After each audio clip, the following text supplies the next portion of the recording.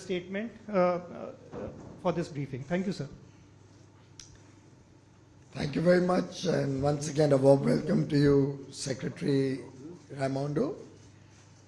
I'm delighted to share with all my friends from the media a very successful 4-day visit that Her Excellency Ms. Gina Raimondo, the Commerce Secretary of the United States of America, has had in India from the 7th until the 10th of March. During this period, we have had in the morning today the US-India commercial dialogue and several occasions to have bilateral engagements with the Commerce Secretary. We have also slated for the afternoon the US-India CEO Forum, where she is leading a very high-level business delegation of top US companies whose CEOs and CEOs of almost all the major top Indian companies who are members of the CEO Forum will be presenting to us the outcomes of several engagements they have had, several working groups and task forces which have together come up with a set of recommendations and the way forward to rapidly expand the US-India business-to-business engagement. I'm delighted to also share with you that Secretary Raimondo was our esteemed guest at the Honorable Defence Minister's residence for Holi celebrations, as well as had the opportunity to meet several colleague ministers in the Government of India. This afternoon, she also visited a textile exhibition focusing on women and sustainability, which is in honor of Women's Day celebration on 8th of March and will continue for a week, where she was the principal guest, and it was conceptualized to honor Ms. Gina Raimondo's coming to India, her presence in India. The key themes of the commercial dialogue, which was renewed after a gap of 3 years, in fact relaunched in a much bigger avatar, were several key and new emerging areas where we focus on building resilient and secure supply chains, diversifying or looking at friendshoring the supply chains which are currently in vogue, facilitating climate and clean technology cooperation, inclusive digital growth, talent development including skilling, the post-pandemic economic recovery, especially for small and medium enterprises, micro enterprises and startups, and a focus on cooperation and conformance on quality standards. One of the major outcomes of the commercial dialogue was the Memorandum of Understanding on establishing semiconductor supply chain and innovation partnership under the framework of the India-US commercial dialogue. And I'd like to express my gratitude to Secretary Raimondo for her leadership in making this new engagement on semiconductor cooperation happen. It was due to her personal efforts and her leadership that we were able to come to a common understanding, which I am confident will help us, both the US and India, in expanding mutual cooperation and ultimately ensuring resilience in the supply of semiconductors, something which has had serious consequences to the economies of both countries, particularly in the pandemic period. I would only like to share with all our friends here that the various subjects that were discussed at length, both the US and India have recognized that small businesses and entrepreneurs, our startup ecosystems, are the lifeblood of our economies, and facilitating collaboration in both countries, fostering innovation between industry on both sides and universities on both sides will go a long way in furthering human progress.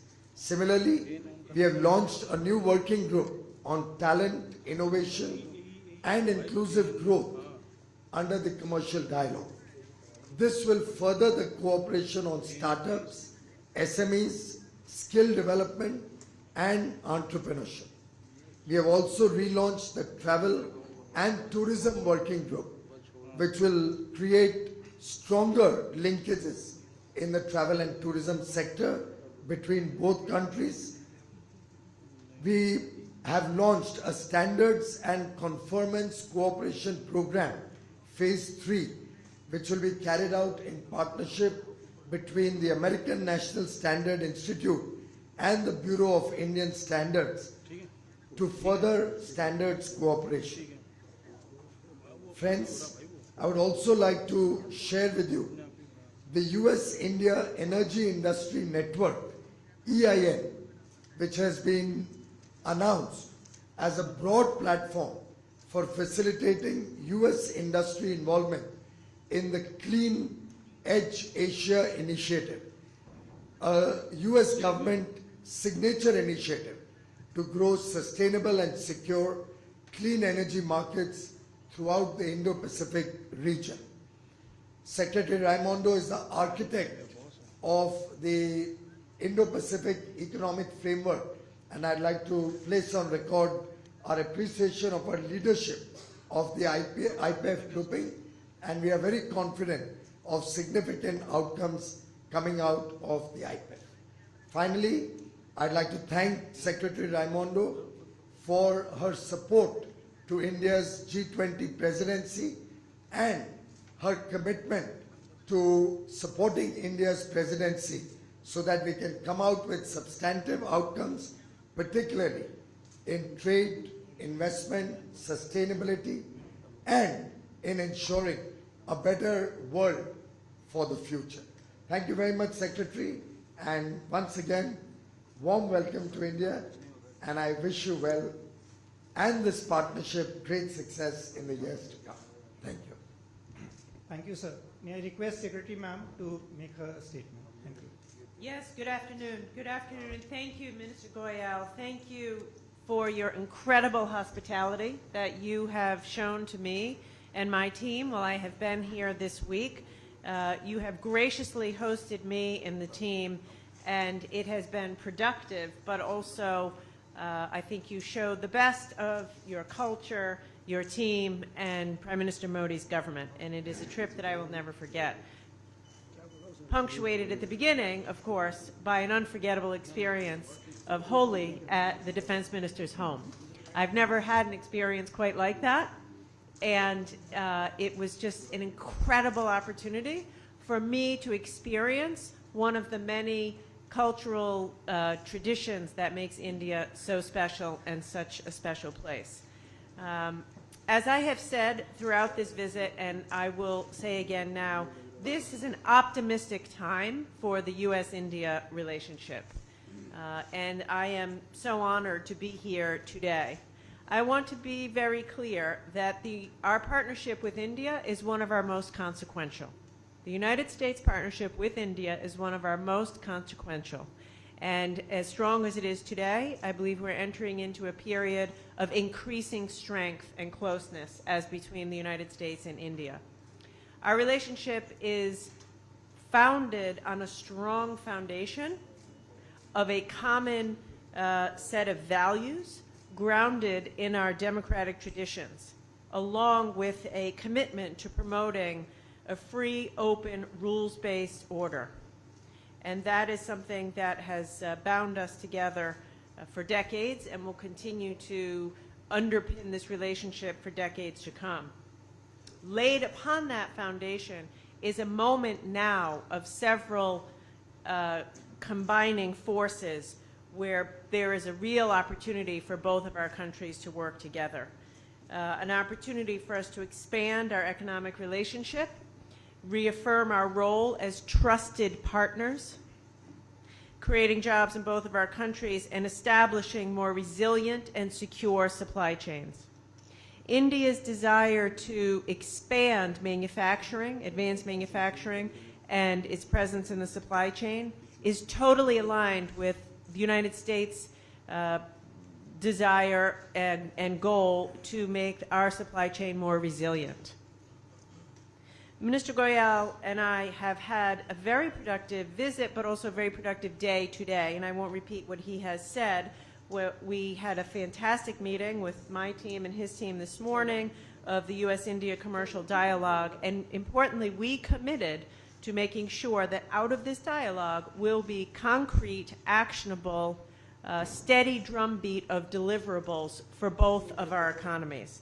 We'll be leaving here to go to the CEO Forum, and we look forward to hearing from the private sector their recommendations, which are also specific and action-oriented, around how the U.S. and India can expand our commercial ties and create more economic opportunity and create good-paying jobs in both of our countries.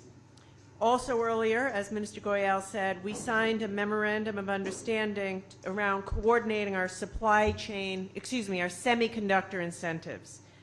I want to be clear about this. The United States would like to see India achieve its aspirations to play a larger role in the electronic supply chain. And the MOU that we signed is designed to help achieve that goal. And we've already begun with action as against that MOU, tasking both the Indian and American semiconductor industries to prepare an assessment of where they have gaps and lack of resiliency in the supply chain, and that will guide our work. And as Piyush said, we are absolutely thrilled to be working with India as part of the Indo-Pacific Economic Framework. Through IPEF, the United States, India, and a dozen other partners are developing policies to create a more resilient and secure supply chains, accelerate progress on green transitions, and demonstrate our commitment to fostering a better business environment. I'm so pleased to have taken with me 10 CEOs, American CEOs, have traveled with me of some of the leading U.S. companies. And I will just end by saying, you don't have to believe me that this is a consequential relationship, and the United States government is excited to lean into this relationship with the government of India. The fact that 10 of the leading CEOs came here and are pledging to do more business in India, and the entire CEO delegation from the United States and from India are so focused on this relationship, I think is a testament to the fact that the years to come will really bear great opportunity for the U.S.-India economic relationship. So thank you. Thank you, ma'am. So we will have a few questions for the dignitaries. We will request you to ask your question taking the name of your organization, and keep your question to one single question so that everybody can get a chance. So I start with Shivangi.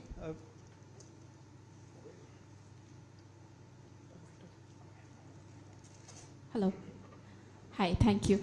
Hi, my name is Shivangi, right here. I'm from Reuters. My question is for the U.S. Commerce Secretary. I'm taking a cue from what you said.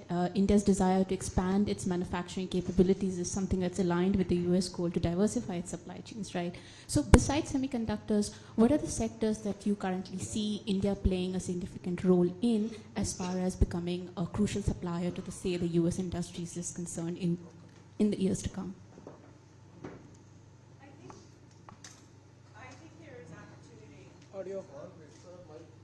I'm sorry. I think there is opportunity in the entire electronic supply chain, not just semiconductors, but the entire electronic supply chain. And we had discussions about that today. That would include green technology, all kinds of hardware in the electronic supply chain. Thank you. Next, please. Ms. Shanley. Hi, Secretary Raimondo. I'm Sean Lee with the Wall Street Journal. My question is, as we've seen U.S. push towards tech decoupling with China, can you talk a little bit more specifically about what role you see India playing in the global semiconductor supply chain and broader U.S. efforts to decouple from China? So as I said, we see India as a trusted technology partner. It's a trusted partner, and we want to continue to deepen our technological relationship with India. In fact, we recently launched the ISET for critical and emerging technology with India. And we hope to work more closely with India and the private sector here around those technologies. I want to be also clear, though. The United States does not seek to decouple from China, nor does it seek a technological decoupling from China. What we seek to do is ensure that certain technologies, where the United States is ahead, and where China's explicit strategy is to have these technologies and deploy them in the Chinese military apparatus, those are technologies that we have used export controls to ban the sale of to China.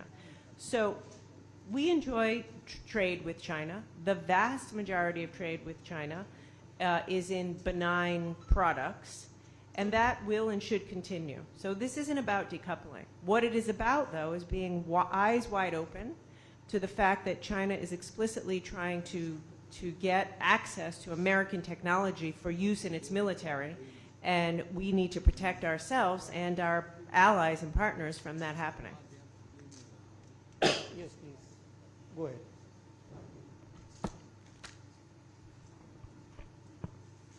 Hi, I'm Rishikesh from PTI. Ms. Secretary, you met with India's National Security Advisor Ajit Doval. Did the issue of security concerns related to Chinese equipment come up during the discussion? And could you provide some details about the meeting with your National Security Advisor Ajit Doval? We spoke generally how we could work together to bolster our mutual national security. We did have an excellent discussion about O-RAN, which is a software technology to provide for vendor diversification in our networks. And I think we did speak about how important it is to have trusted vendors in the network and the opportunity to work together to achieve that goal, and also to use O-RAN as a way to achieve that goal by allowing for diversity, hardware equipment diversity in the networks. Yes, Siddharth. Yeah, he's bringing the mic. This question is from Mr. Goyal.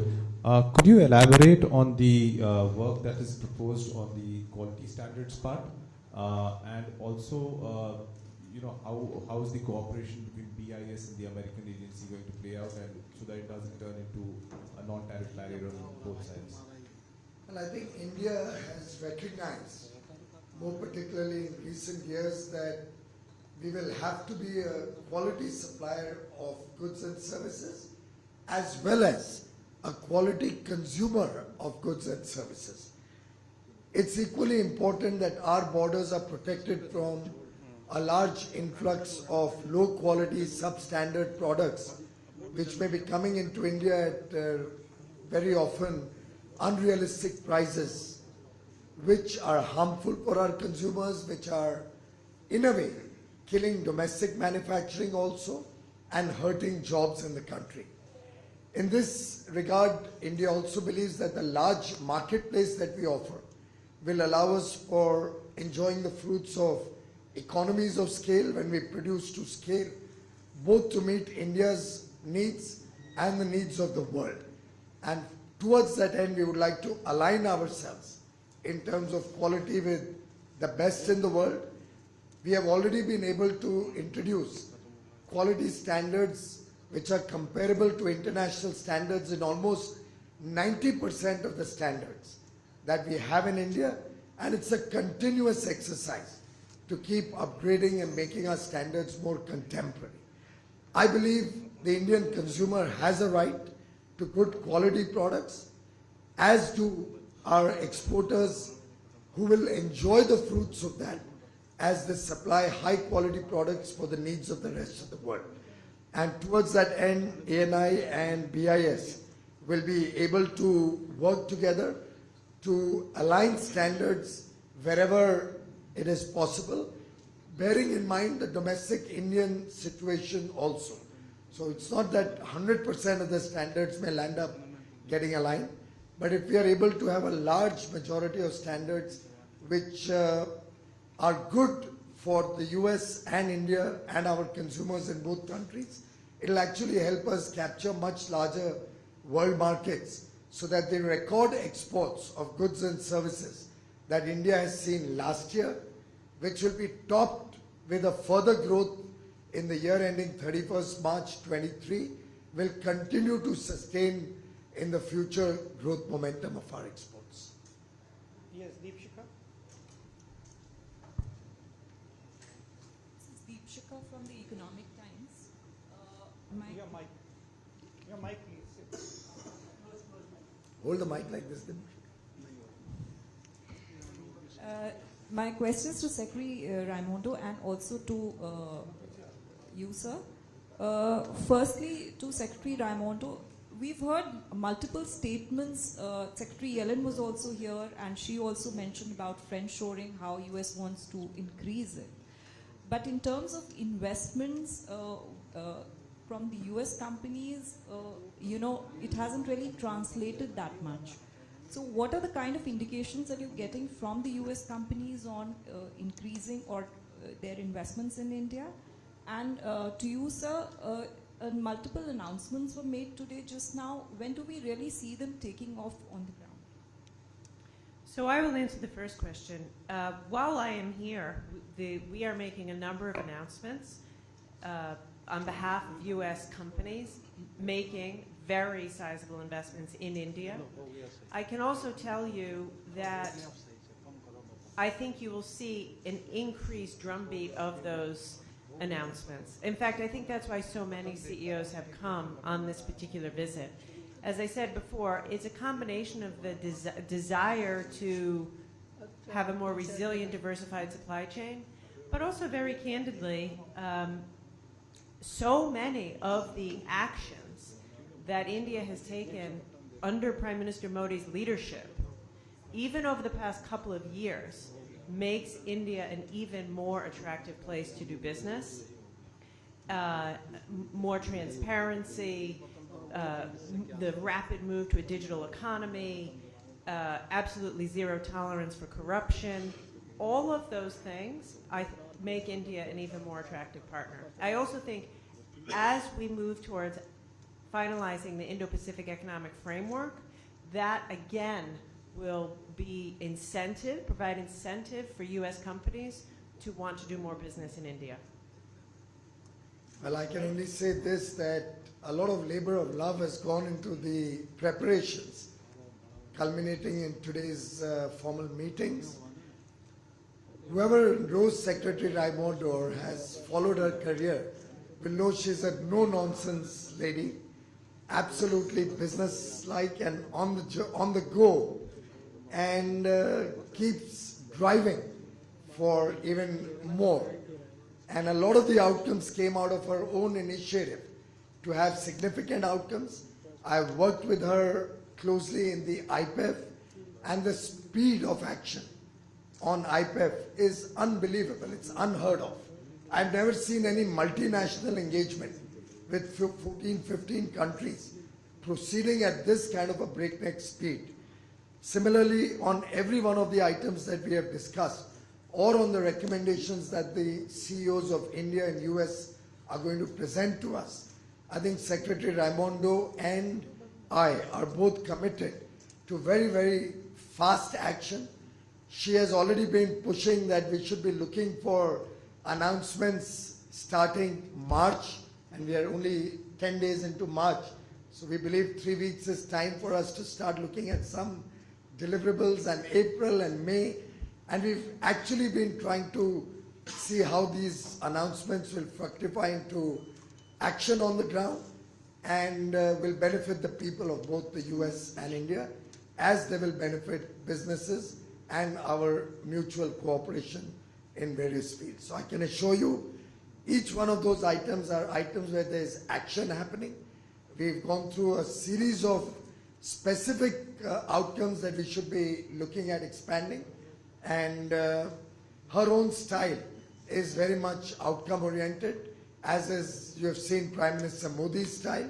So I'm sure both leaders, President Biden and Prime Minister Modi's to-do attitude or can-do attitude, will help both of us come up with significant deliverables. I'll take the very last question, Rajiv. Sir मेरा सवाल Goyal sir से है।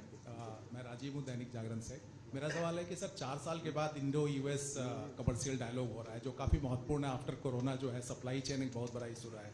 इस dialogue में भी supply chain जो था वो अहम मुद्दा रहा है। तो इस वार्ता से, इस कमर्शियल डायलॉग से भारत जो है ग्लोबल सप्लाई चेन बनने में कितना इससे मदद मिलेगी भारत को।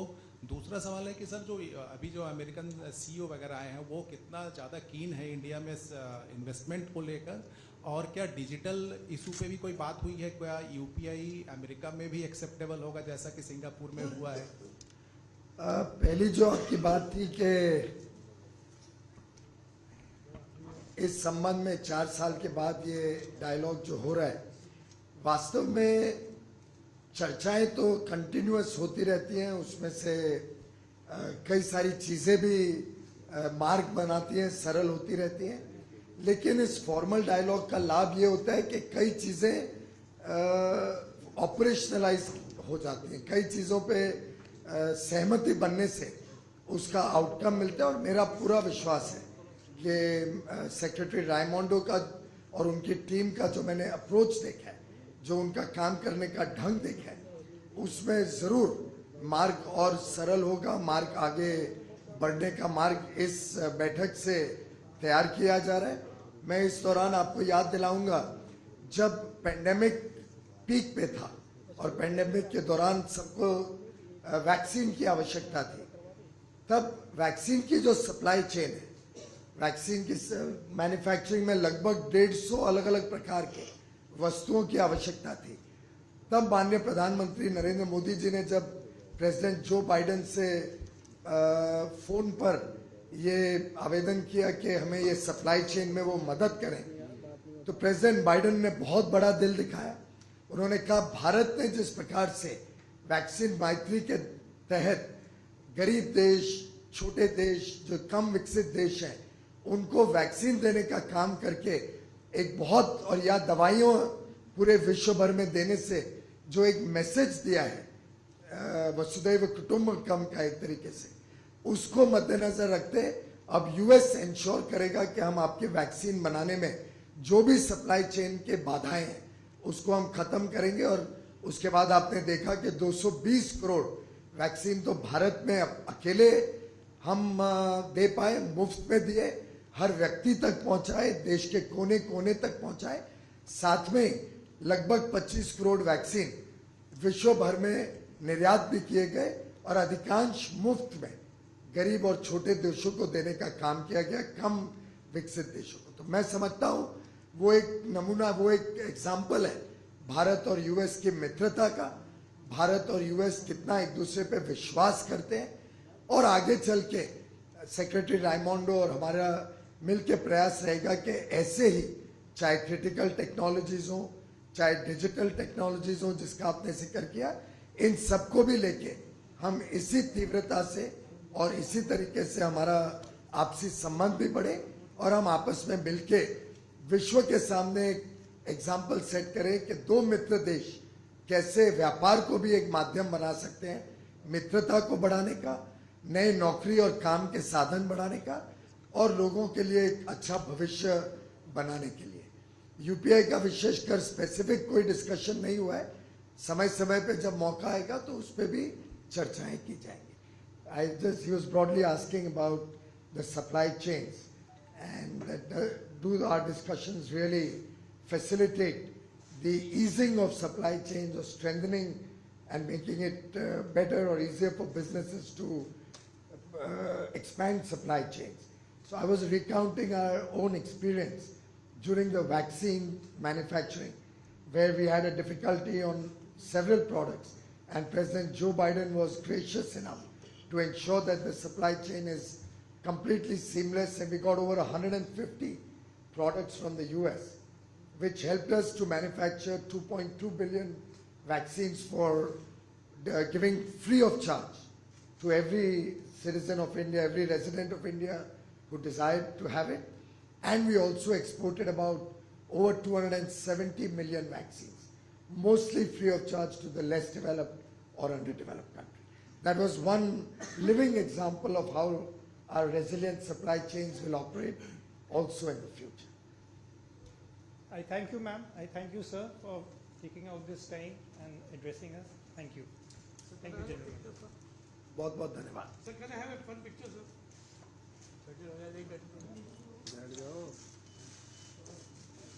भाई नीचे नीचे आना भाई तेरा स्टील का अरे फ्लैश आ रही भाई अरे फ्लैश आ रहा है स्टील भाई अरे भाई ये कौन